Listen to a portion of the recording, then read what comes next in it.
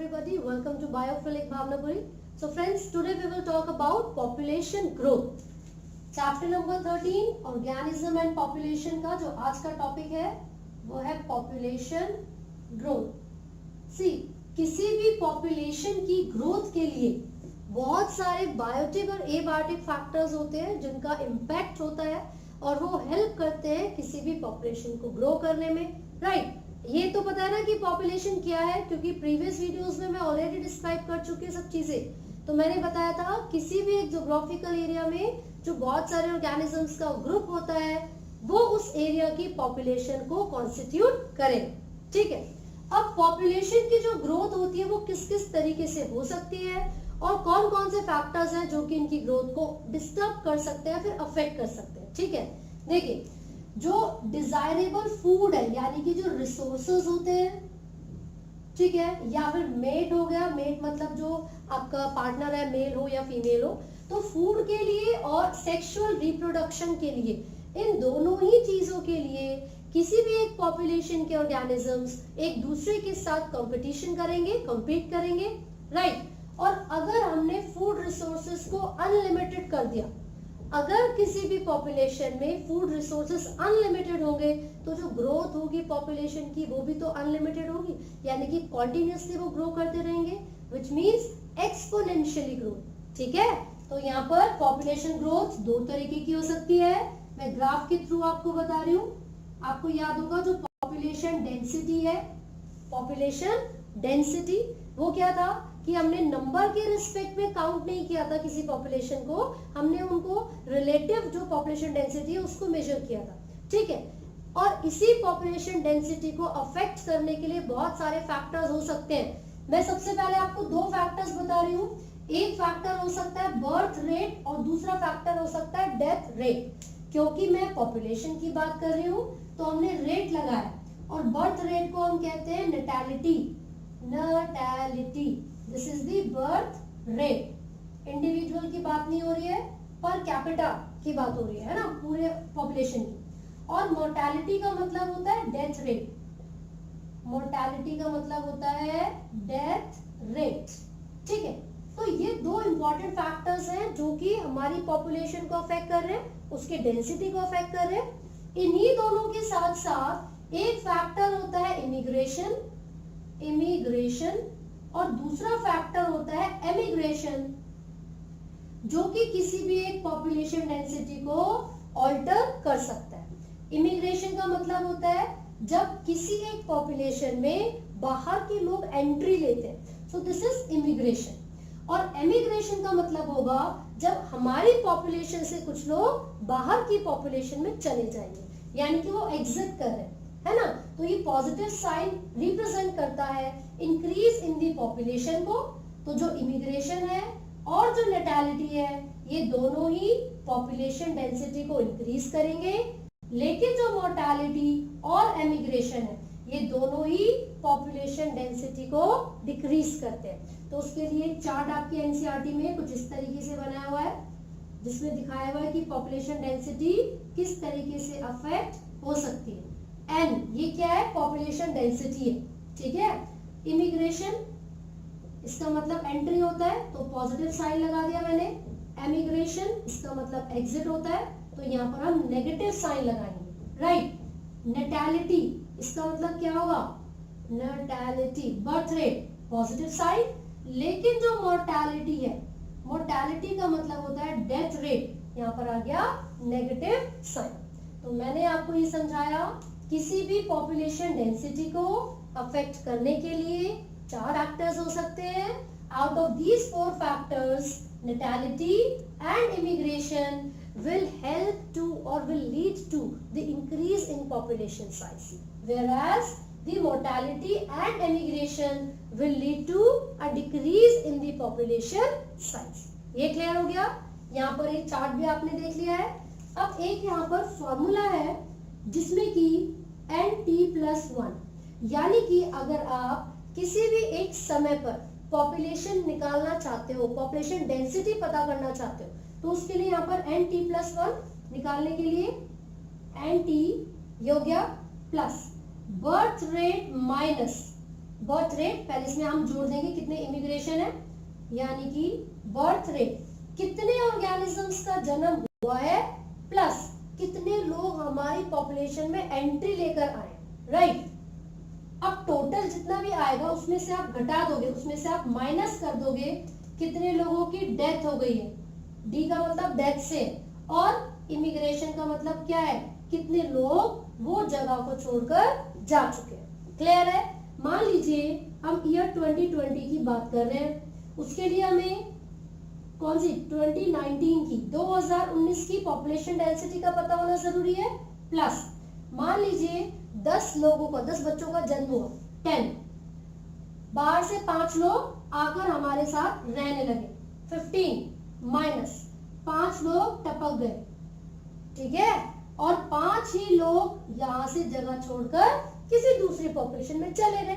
तो जो 2019 की पॉपुलेशन थी, पॉपुलेशन डेंसिटी, आपने उसमें 15 माइनस 10 यानी कि 5 को ऐड कर दिया। इट मींस जो ओवरऑल ग्रोथ हुई है 2019 की जो पॉपुलेशन थी उसमें आपने 5 को और ऐड करना है, आपका आंसर निकल कर आ जाएगा। सो ये इक्वेशन बहुत इंपॉर्टेंट है जो कि आपको याद रखनी है। This is the formula to derive population density, right. तो ये चारों फैक्टर्स हैं, 2 इंक्रीज करवाते हैं साइज को और 2 डिक्रीज करवाते हैं। ये क्वेश्चन अभी इसी साल में यानी कि 2020 में आपके बोर्ड के एग्जाम में भी पूछा गया था, इसलिए याद रखिएगा आप इसको, राइट। आगे बढ़ेंगे। तो भाई किन चीजों के ऊपर किसी भी पॉपुलेशन का जो साइज है, जो नंबर है, वो डिपेंड करेगा, फूड रिसोर्सेज के ऊपर। और अगर फूड और शेल्टर अनलिमिटेड अमाउंट में प्रेजेंट होगा तो जैसे कि मैंने बोला था कि जो पॉपुलेशन की ग्रोथ होती है वो एक्सपोनेंशियली होती है, यानी कि जो पॉपुलेशन होगी वो लगातार इंक्रीज करती रहेगी। तो जो ग्रोथ यहाँ पर आपको नजर आ रही है वो कैसी है, वो जे शेप ग्रोथ है। कैसी ग्रोथ है, वो जे शेप ग्रोथ है। लेकिन ये ऐसी कंडीशन है जब फूड और शेल्टर अनलिमिटेडली यानी कि बहुत ही ज्यादा मात्रा में अवेलेबल होंगे। लेकिन क्या नेचुरली एक नॉर्मल जो पॉपुलेशन है, क्या उसमें कभी भी ऐसा होगा कि अनलिमिटेड फूड रिसोर्सेज अवेलेबल हो? नहीं। तो फिर जो नेचुरली एनवायरनमेंट में ग्रोथ होती है वो कौन सी होती है, वो एस शेप कर्व बनाती है, और यहाँ पर it is called logistic growth curve. इसको क्या बोलेंगे, लॉजिस्टिक ग्रोथ कर्व। ये एस शेप्ड कर्व है, ठीक है। जबकि पहले वाला क्या है, एक्सपोनेंशियल या ज्योमेट्रिक। एक्सपोनेंशियल ग्रोथ कर्व जो कि कैसा होता है, जे शेप्ड कर्व होता है, जे शेप्ड कर्व। लेकिन आपसे क्वेश्चन पूछा जाता है which one of the following is realistic curve, तो जो लॉजिस्टिक है वो ही रियलिस्टिक कर्व होता है, ठीक है, रियलिस्टिक कर्व। अब यहाँ पर फूड रिसोर्सेज अनलिमिटेड थे तो ग्रोथ भी अनलिमिटेड हो रही है। इवन जैसे डार्विन ने एक्सप्लोर किया था बहुत ज्यादा अलग अलग पॉपुलेशन को, तो उन्होंने भी ये बताया था कि अगर कंपटीशन नहीं हो तो फिर जो पॉपुलेशन है वो अपनी बिल्कुल हाईएस्ट जो पोटेंशियल होती है उनकी रिप्रोड्यूस करने की, उस क्षमता से रिप्रोड्यूस करना शुरू कर देंगे और बहुत ही ज्यादा नंबर में वो ऑर्गेनिज्म रिप्रोड्यूस करेंगे और न्यू ऑर्गेनिजम्स की फॉर्मेशन चलेगी, राइट। तो यहाँ पर ये पॉपुलेशन डेंसिटी को, पॉपुलेशन डेंसिटी यानी कि n को रिप्रेजेंट करेगा, एंड दिस इज टाइम, ये टाइम को रिप्रेजेंट करता है। तो ये जो ऊपर जे शेप्ड आप कर्व देख रहे हो विच इज एक्सपोनेंशियल कर्व, इसका जो यहाँ पर इक्वेशन बनेगी वो क्या होगी, यहाँ पर इक्वेशन होगी n is equal to r, ये जो यहाँ पर पूरी dn बाय dt हम निकाल रहे हैं, dn बाय dt यानी कि change in population density per unit time, वो किसके बराबर है, rn।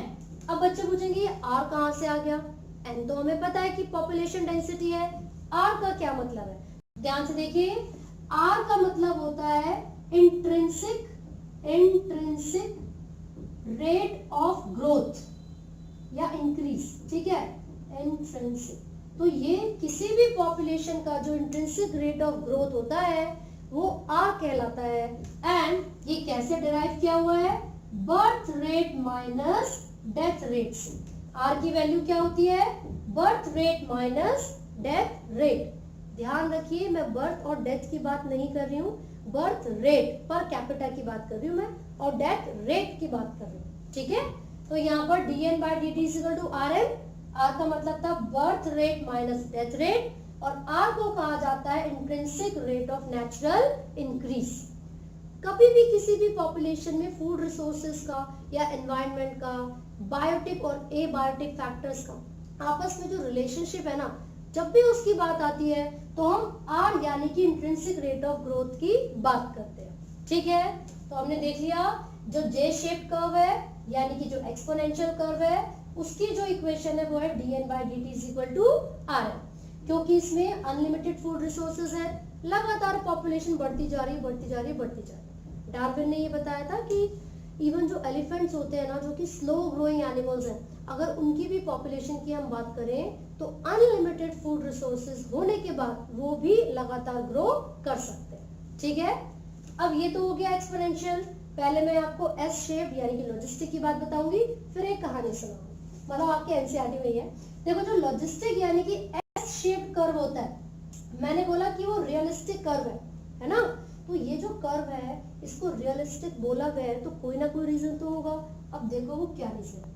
वो रीजन ये है कि किसी भी एक पॉपुलेशन में नेचुरली अनलिमिटेड फूड रिसोर्सेज नहीं होते हैं, food resources are always limited. और क्योंकि लिमिटेड फूड रिसोर्सेज होते हैं, कंपटीशन भी ज्यादा होता है, तो जो पॉपुलेशन होती है एक समय आने पर वो पॉपुलेशन स्टेबल हो जाती है। तो आप देख सकते हो यहाँ से पॉपुलेशन इंक्रीज करना हो गया, स्टार्ट हो गया, तेज बढ़ती जा रही है, लेकिन एक समय ऐसा आया कि वो जो पॉपुलेशन है वो क्या हो गई, कांस्टेंट हो गई। एंड दिस डॉटेड लाइन जिसको मैंने के से रिप्रेजेंट किया हुआ है, अब आपसे क्वेश्चन पूछा जाता है ये के क्या है, ये डॉटेड लाइन किसको रिप्रेजेंट कर रही है, तो आप बताओगे ये डॉटेड लाइन के को रिप्रेजेंट करती है। के का मतलब होता है कैरिंग कैपेसिटी, इसका मतलब होता है कैरिंग कैपेसिटी, व्हिच मींस कितने मैक्सिमम नंबर ऑफ इंडिविजुअल्स को एक पॉपुलेशन में सपोर्ट किया जा सकता है। कितने मैक्सिमम नंबर ऑफ इंडिविजुअल्स को एक पॉपुलेशन में सपोर्ट किया जा सकता है, उसको उसकी कैरिंग कैपेसिटी यानी कि के बोला जाएगा। ये बताता है कि किसी भी एक एनवायरनमेंट में जो फूड रिसोर्सेज है वो लिमिटेड है, ठीक है। जैसे कि किसी की शादी थी, 100 लोगों को बुलाया और खाना भी 100 लोगों को ही बनाया, तो उसका मतलब क्या हुआ, उस शादी में, उस पॉपुलेशन में मैक्सिमम कितने लोगों को आप फीड कर सकते हो, कितने लोगों को खाना खिला सकते हो, 100 लोगों को। तो उसकी कैरिंग कैपेसिटी कितनी हो गई, 100 पीपल, दैट्स इट। तो क्योंकि लिमिटेड फूड रिसोर्सेज थे तो लिमिटेड लोग ही खाना खा पाएंगे, लेकिन वो बात अलग है कि हमारे में तो 100 लोगों को बुलाया तो 120 लोग आएंगे, वो तो खैर अलग हो गया, कोई बात नहीं। तो के का मतलब कैरिंग कैपेसिटी हो गया, और इसका मतलब होता है maximum number of individuals, maximum number of individuals that can be supported by a population, ठीक है भाई। तो किसी भी पॉपुलेशन में मैक्सिमम कितने नंबर ऑफ इंडिविजुअल्स को सपोर्ट किया जा सकता है, वो कैरिंग कैपेसिटी यानी कि के होगा। अब इस आधार पर हमने इसको भी एक इक्वेशन दे दी, वो इक्वेशन क्या है, and the equation is dn by dt is equal to rn k minus n upon k। यहाँ पर k क्या रिप्रेजेंट कर रहा है, याद रखिएगा कैरिंग कैपेसिटी। तो ये इक्वेशन बनकर आ गई है किसके लिए, रियलिस्टिक ग्रोथ कर्व यानी कि लॉजिस्टिक ग्रोथ कर्व के लिए। एक साइंटिस्ट थे वर्ल्ड हर्स्ट पर, ये पूरा एक जो साइंटिस्ट है उन्होंने इसको जो ये आपका कैरिंग कैपेसिटी या फिर जो लॉजिस्टिक ग्रोथ कर्व है इसको डिस्क्राइब किया था, ठीक है। तो वो वर्ल्ड हर्स्ट पर्ल एक्सपेरिमेंट भी इसको बोल दिया जाता है, और बेसिकली रियलिस्टिक कर्व इसको बोला जाएगा। दोनों की ही इक्वेशंस आपको जानना बहुत जरूरी है, एग्जाम्स में डायरेक्टली इक्वेशंस ही पूछ ली जाती है ना, या फिर के क्या है ये भी पूछ लेते, 3 नंबर का क्वेश्चन आएगा। और दोनों में डिफरेंस क्या होता है, तो एक्सपोनेंशियल में अनलिमिटेड फूड रिसोर्सेज, लॉजिस्टिक में लिमिटेड। एक्सपोनेंशियल की इक्वेशन ये है और इसकी इक्वेशन ये है, उसमें कोई भी के यानी कि कैरिंग कैपेसिटी नहीं थी, लेकिन इसके अंदर होती है। साथ ही साथ आप याद रखिए एक्सपोनेंशियल में जो बर्थ रेट होता है ना वो ज्यादा तो है, और जो बच्चे पैदा हो रहे हैं, जो ऑफस्प्रिंग आ रहे हैं, these are generally smaller in size, उनका जो साइज होता है वो छोटा होता है, जबकि जो लॉजिस्टिक हो गए उसमें बड़े साइज के जो इंडिविजुअल्स हैं उनका बर्थ होता है, और वो भी लिमिटेड। ठीक है ना। अब जो मैं स्टोरी के बारे में बात कर रही थी वो क्या थी कि जो ये एक्सपोनेंशियल ग्रोथ कर्व है इसी को ही सजेस्ट करते हुए एक बार की बात है, राजा और मंत्री आपस में ना चेस खेल रहे थे, शतरंज का गेम चल रहा था। तो जो किंग थे उन्होंने बोला ठीक है मुझे तो पता है मैं ही जीतूंगा। तो मिनिस्टर ने बोला तो एक शर्त रख लो। तो राजा ने बोला ठीक है भैया रख ले तू, मेरे को क्या दिक्कत है। वो कॉन्फिडेंट था मैं ही जीतने वाला हूँ। अब जैसे ही मिनिस्टर ने बोला कि पता है क्या करना है, राजा अगर मैं जीत गया, मिनिस्टर ने बोला कि अगर मैं जीत जाता हूँ तो आपको मुझे बस व्हीट के ग्रेन देने, गेहूं के दाने देने, बस और कुछ नहीं। तो जैसे टोटल 64 ब्लॉक्स होते हैं ना इसके अंदर, चेस के अंदर, तो उसने बोला हम पहले वाले ब्लॉक से शुरू करेंगे। फर्स्ट वाले ब्लॉक में जैसे हमने गेहूं का दाना रखा, सेकंड वाले ब्लॉक में डबल करते जाएंगे, थर्ड वाले में और डबल, 1 हो गया, फिर 2 हो गया, फिर 2 का 4 हो गया, 4 का फिर ऐसे कर करके इंक्रीज कर देंगे, डबल करते रहेंगे। तो एक तरीके से 2 की power n, 2 raise to power n exponentially उसने बोला था कि अगर राजा जी मैं जीत गया तो आप मुझे बस गेहूं के दाने दे देना। और गेहूं के दाने किस हिसाब से दोगे आप, जो ये हमारे पास चेस बोर्ड है, इस पूरे बोर्ड में 64 ब्लॉक्स हैं, पहले ब्लॉक से शुरू करेंगे और हम क्या करते रहेंगे, पावर डबल करते रहेंगे बार बार। जैसे पहले में 1 दाना का उसको स्क्वायर कर दिया, 2 का स्क्वायर, 4 का, इस तरीके से आप मुझे गेहूं के दाने दोगे exponentially 2 raise to power n। ऐसा उन्होंने बोला। राजा मान गया, क्या दिक्कत है, गेहूं बहुत है मेरे पास। अब अनफॉर्चुनेटली वो राजा हार गया, और जब वो राजा हारा तो भाई मंत्री की तो बैट यही लगी हुई थी कि आपको मुझे व्हीट ग्रेन्स देने। जब उसने व्हीट ग्रेन्स देना स्टार्ट किया, गेहूं को उसने देना स्टार्ट किया, तो उसके सारे ट्रेजर्स खत्म हो गए थे, उसके पूरे जो किंगडम था, उसका जो गेहूं था वो खत्म होने को तैयार था, लेकिन अभी भी 64 ब्लॉक्स कंप्लीटली फिल नहीं हो पाए थे। तो इसका मतलब ये है कि जब आप एक्सपोनेंशियल ग्रोथ के बारे में बात करोगे तो this is the rate which is maximum, highest rate होता है।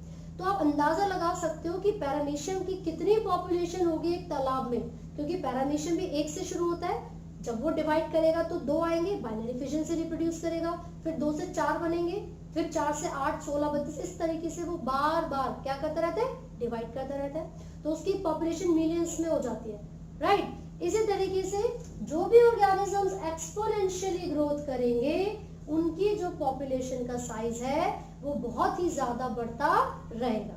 तो ये हमने डिफरेंस पढ़ा था पॉपुलेशन ग्रोथ के दोनों ग्रोथ कर्व्स के बारे में। ये एक्सपोनेंशियल कर्व है, ये लॉजिस्टिक कर्व है।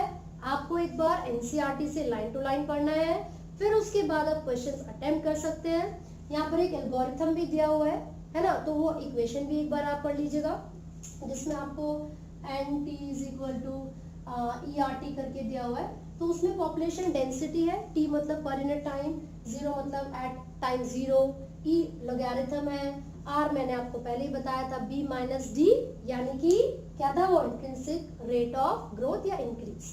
ठीक है भाई, तो this is all. I hope आपको ये समझ में आया है। इन केस आपको कोई डाउट है तो आप कमेंट कर सकते हैं, and do not forget to like, share and subscribe.